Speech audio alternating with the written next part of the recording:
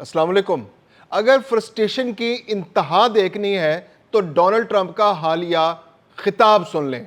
एक जानिब वो ईरान को पत्थर के दौर में पहुंचाने की धमकियां दे रहे हैं और दूसरी जानिब ढके छुपे अल्फाज में हाथ जोड़ कर कह रहे हैं कि किसी तरह मुज़ाकरात कर लो, हमने 2 से 3 हफ्ते में ये जंग ख़त्म करनी है। अगर ये जंग ख़त्म ना हुई तो हमारा बहुत ख़र्चा हो जाएगा और अगर तुम हमारा ख़र्चा कराओगे तो हम तुम्हें तबाह कर देंगे। तो ये बड़ी मुबहम, अजीब व गरीब, कन्फ्यूजन से भरपूर पिछली जो प्रेस कॉन्फ्रेंस है, जो प्रेस टॉक्स हैं, उसका मलगूबा एक तकरीर थी जिसमें डोनाल्ड ट्रंप आगे के लिए कोई स्ट्रेटजी देने में नाकाम रहे। और दूसरी जानिब ईरान का ये मौक़िफ़ भी सही साबित हो गया कि वो अमेरिका के सामने झुकने को तैयार नहीं है। ना वो अमेरिका के ड्रोन से डर रहा है, ना अमेरिका के मिसाइलों से डर रहा है, ना उनके फ़िज़ाई हमलों से डर रहा है और ना वो किसी किस्म का इसराइल का दबाव लेने के लिए तैयार है। दूसरी जानिब ईरान ने बिल्कुल वाज़ेह अल्फाज में कह दिया है कि अगर बूट ऑन ग्राउंड यानी फ़ौजी अमरीकी ईरान की ज़मीन पर उतरे तो पाँव काट देंगे। और अबनाए हरमज़ को तो भूल जाएं, अबनाए हरमज़ से गुजरने के लिए तो अब हमसे हमेशा पूछना पड़ेगा। और वो भी किनको पूछना पड़ेगा? जो अमेरिका और उसके इत्तेहादी हैं, जो अमेरिका के दोस्त हैं। अमेरिका और अमेरिका के दोस्तों के लिए अबनाए हरमज़ में अब कोई तजारत के लिए जगह मौजूद नहीं है। ईरान किसी सूरत दबने के लिए तैयार नहीं है। ना ईरान पहले कभी दबा था, ना अब कभी दबा है। आखिरी सरेंडर तक ईरान ये जंग जारी रखेगा। डोनाल्ड ट्रंप के खिताब के बाद ईरान ने बिल्कुल वाज़ेह मौक़िफ़ दे दिया है। दूसरी जानिब फ्रस्ट्रेशन की इंतहा देखिए कि वो लोग जो मुज़ाकरात के लिए तैयारी कर रहे हैं, अमेरिका एक जानिब जंग कर रहा है तो दूसरी जानिब मुज़ाकरात के लिए भी बेचैन है। और मुज़ाकरात के लिए भी टीम उसको वो चाहिए जो उसकी पसंद की है। यानी इस वक्त जो मुज़ाकरात के लिए टीम तैयारी कर रही थी उसकी सरबराही कमाल खराजी कर रहे थे, जो साबिक वज़ीर ख़ारजा हैं ईरान के। लेकिन वो जब तैयारी कर रहे थे तो उनके घर पर हमला किया गया। उस हमले में कमाल खराजी शदीद ज़ख्मी हो गए, उनकी अहलिया शहीद हो गई। और ये जो मुज़ाकरात आने वाले दिनों में होने वाले थे उस पर एक बहुत बड़ा वार है। यानी अमेरिका ये चाहता है एक्चुअली कि मुज़ाकरात भी हों और मुज़ाकरात में ईरान की जानिब से जो लोग शरीक हों वो भी वो लोग हैं जो अमेरिका के पसंदीदा हों, या कम अज़ कम अमेरिका उनके लिए एक्सेप्टेंस रखता हो। अब सियासत को समझना होगा, थोड़ा सा ईरान के अंदर की सियासत को समझना होगा।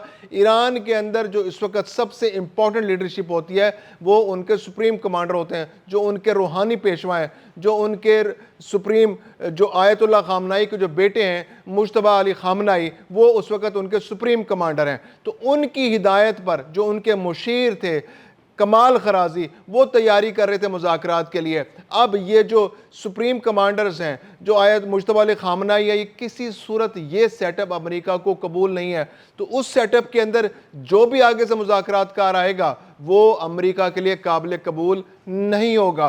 तो अमेरिका क्या चाहता है कि वहाँ के जो सिविलियन गवर्नमेंट है, जो मसूद पेज़ेश्कियान की सरबराही में वहाँ पर रजीम है, उसको अब उसने नया रजीम करार देना शुरू कर दिया है। और उस नए रजीम के तहत जो वहाँ के वज़ीर ख़ारजा हैं अब्बास अराग़ची, और इसके अलावा वहाँ के जो पार्लियामेंट के सरबराह हैं बाकर कालिबोफ, उनके साथ अमेरिका मुज़ाकरात करने में इंटरेस्टेड है। और इन दो जो शख्सियात हैं इनको अमेरिका ने इनके लिए क्लियरेंस दे रखी है कि अगले 1 हफ्ते तक इनको कोई जानी नुकसान नहीं पहुंचाया जाएगा। लेकिन इनको भी डेडलाइन दे रखी है कि अगर आपने अगले कुछ अरसे में 1-1.5 हफ्ते में मुज़ाकरात शुरू नहीं किए तो अमेरिका गारंटी नहीं देगा इन लोगों की जान की भी। तो अमेरिका इस वक्त इंतहाई फ्रस्ट्रेशन का शिकार है।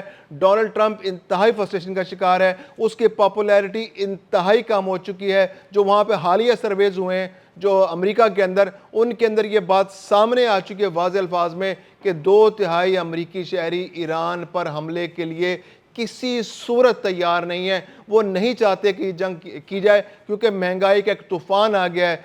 फ्यूल महंगा हो चुका है। फ्यूल के महंगा होने की वजह से दूसरी जो मसनूआत हैं उनकी कीमतें भी बेतहाशा बढ़ चुकी है। दूसरी जानिब जो अमेरिका के करीब तरीन इत्तेहादी हैं, जो नेटो वाले, ان کا ملک ایک ایک کر کے انہوں نے علیحدگی کا اعلان کر دیا ہے۔ برطانیہ نے کھل کے بتا دیا ہے کہ بھائی ہماری طرف سے نہ سمجھو، ہم بالکل اس جنگ میں نہیں آئیں گے، ہم خلیج فارس میں اپنی فوجوں کو نہیں بھیجیں گے، ہم کسی صورت ایران کے ساتھ جھگڑا نہیں کریں گے، ہم پرائی جنگ میں ٹانگ نہیں اڑا سکتے۔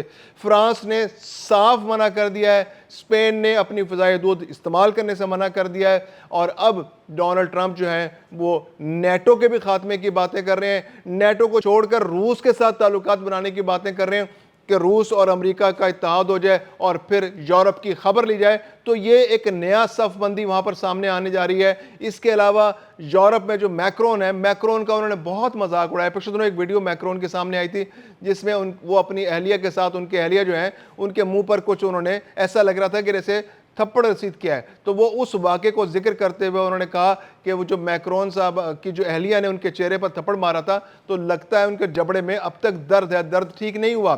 تو میکرون کا مذاق اڑا رہے ہیں، برطانیہ کا مذاق اڑا رہے ہیں، اور دوسری جانب یورپ نے اور برطانیہ میں اب یہ ڈیبیٹ تیز ہو گئی ہے کہ نیٹو سے امریکہ کو نکال باہر کیا جائے۔ امریکہ نہ نیٹو سے یورپ کو نکالے، یورپ سے نیٹو سے یورپ امریکہ کو نکال باہر کرے اور ایک نیا اتحاد بنایا جائے، ایک نئی صف بندی بنائی جائے، کیونکہ نیٹو کو امریکہ اپنے مقاصد کے لیے مسلسل استعمال کرتا رہا ہے۔ پچھلی 3 دہائیوں کے اندر جتنی بھی جنگیں ہوئیں، غیر ضروری جنگیں، ان تمام جنگوں کے اندر امریکہ نے اپنے مقاصد کے حصول کے لیے نیٹو کو استعمال کیا ہے، نیٹو کی فورسز کو استعمال کیا، نیٹو کے جو ممالک تھے ان کے پولیٹیکل انفلوئنس کو استعمال کیا اور اپنے مقاصد حاصل کیے، اور نیٹو کو نقصانات کے سوا کچھ نہیں ملا۔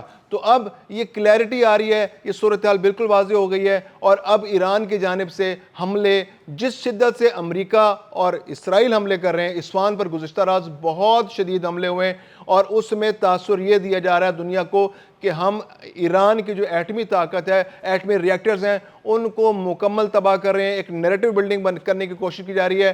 ڈونلڈ ٹرمپ اپنی عوام کو یہ بتا رہا ہے کہ اس وقت جو اگلے 2 سے 3 ہفتے ہیں، ان 2 سے 3 ہفتوں کے دوران ہم ایران پر اتنی بمباری کریں گے کہ وہ آنے والے کئی سالوں تک، کئی دہائیوں تک ایٹمی توانائی حاصل کرنے کی صلاحیت سے محروم ہو جائے گا۔ اس کے پاس جو میزائل ٹیکنالوجی ہے اس کا مکمل خاتمہ کر دیا جائے گا۔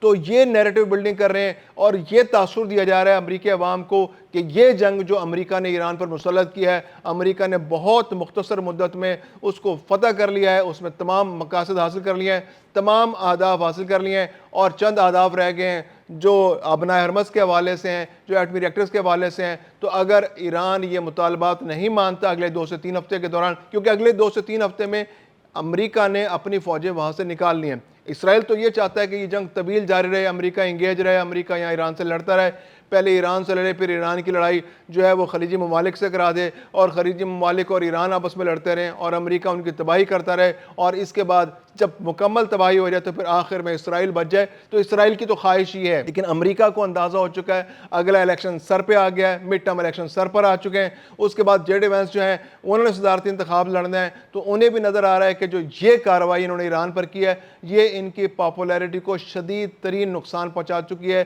ریپبلکن پارٹی بری طرح ڈیمیج ہوئی ہے، اس کی جو پاپولیرٹی ہے ڈونلڈ ٹرمپ کی وہ 33% سے بھی نیچے آتی چلی جا رہی ہے، اور آنے والے الیکشنز میں جب کانگریس کے اندر اکثریت ختم ہو جائے گی ریپبلکنز کی اور ڈیموکریٹس اکثریت حاصل کر لیں گے، تو پھر کوئی قانون سازی کرنا امریکہ کے لیے بہت مشکل ہو جائے گا، بجٹ پاس کرانا مشکل ہو جائے گا، گرانٹس پاس کرانا مشکل ہو جائے گا، اور آنے والے الیکشن میں اس کا امپیکٹ آئے گا، اور ریپبلکن پارٹی جو ہے وہ پھر ایک بار پیچھے رہ جائے گی، اور ڈیموکریٹس جو ہیں وہ آگے نکل جائیں گے۔ تو یہ ایک بہت کھچڑی سیاست ہے جس کے اندر امریکہ اپنے مقاصد بھی حاصل کرنا چاہتا ہے، اس کو جلدی بھی بہت ہے، فرسٹریشن بھی ہے، پینک بٹن بھی دبا ہوا ہے۔ ڈونلڈ ٹرمپ جو ہے وہ امریکہ پر، ایران پر دباؤ بھی ڈال رہا ہے، ایران پر دھمکیاں بھی دے رہا ہے، گولہ باری بھی کر رہا ہے، جلد بازی بھی کر رہا ہے، اور یہ بھی چاہ رہا ہے کہ ایران مذاکرات کرے۔